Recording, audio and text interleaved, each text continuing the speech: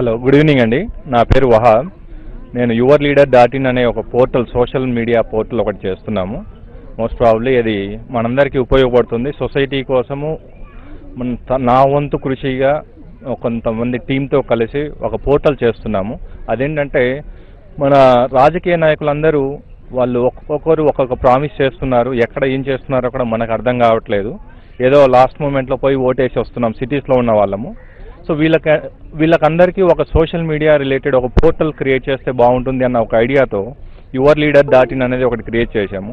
ఇది పర్పస్ ఏంటి అంటే వాళ్ళు చేసే ప్రతి యాక్టివిటీ, అంటే వాళ్ళ మేనిఫెస్టో కానివ్వండి, ప్రజలకు ఏం చేయాలనుకుంటున్నారో ఇవి మనము అబ్జర్వ్ చేస్తూ లాస్ట్ ఎలక్షన్ మూమెంట్లో మనం వాళ్ళు ఏదైతే చెప్తారో వాటిని అనలైజ్ చేసుకొని పక్కన వాళ్ళ ఆపోజిషన్ ఎవరైతే ఉన్నారో వాళ్ళు ఏం చేయాలనుకున్నారో మనం అన్నీ అనలైజ్ చేసుకున్న తర్వాత మనం ఒక డిసిషన్ తీసుకోవడానికి మనకి బాగా హెల్ప్ అవుతుందన్న ఉద్దేశంతో ఈ పోర్టల్ స్టార్ట్ చేశాము.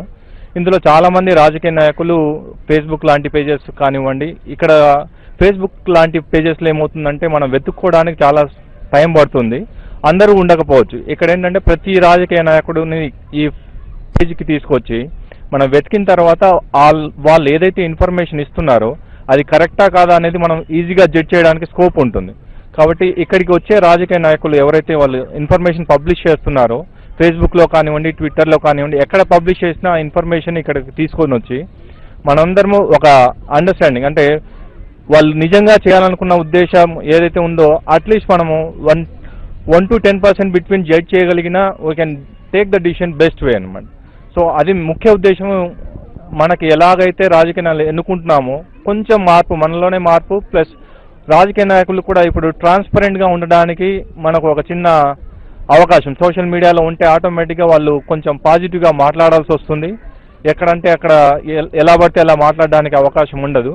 కాబట్టి ఈ పోర్టల్ వాడుకొని ప్రజలకి ప్రజలు మనం ఒక అండర్స్టాండింగ్, అంటే ఈ రాజకీయ నాయకులు నిజంగా చేస్తారా లేదా మన అవసరాలు ఏవైతే ఉన్నాయో ఆ కాన్స్టిట్యుయెన్సీ వైజ్, అంటే మా అవసరాలు ఇవి అనేసి పోస్ట్ చేయడానికి కూడా దీంట్లో అవకాశం ఉంటుంది. అవి వాళ్ళు చూసి ఏదైనా యాడ్ చేయగలిగితే ఇట్ ఈస్ మనకి నిజంగా ఉపయోగపడుతుంది. వాళ్ళు ఎంతవరకు చేస్తారనేది తర్వాత అట్లీస్ట్ వాళ్ళు ఇలాంటి అవసరాలు ఉన్నాయి ప్రజలకి అని తెలుసుకోవడానికి కూడా అవకాశం ఉంటుంది. ఎందుకంటే రాజకీయ నాయకులు చాలా వరకు ఇప్పుడు సోషల్ మీడియా పైన ఆధారపడుతున్నారు.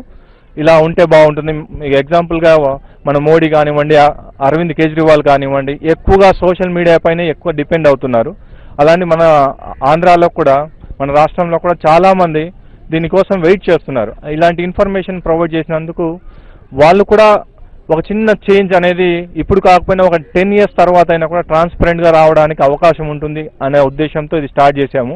ఇది యాక్చువల్గా సోషల్ సర్వీస్ పార్ట్ ఆఫ్ యాక్టివిటీస్గా చేస్తున్నాము. సో ఇందులో ఈ ఎలక్షన్స్కి ముందు ఆల్మోస్ట్ ఒక 200 members పొలిటీషియన్స్ని ఈ ప్లాట్ఫామ్ పైకి తీసుకురావడానికి చాలా ట్రై చేస్తున్నాము. మీ అందరి సపోర్ట్ ఉంటే మేము ఇంకా ఫాస్ట్గా రీచ్ అవ్వచ్చు అనేది, మీ సహకారాలు ఉంటాయని ఆశిస్తున్నాం. Thank you. గుడ్ ఈవినింగ్ అండి.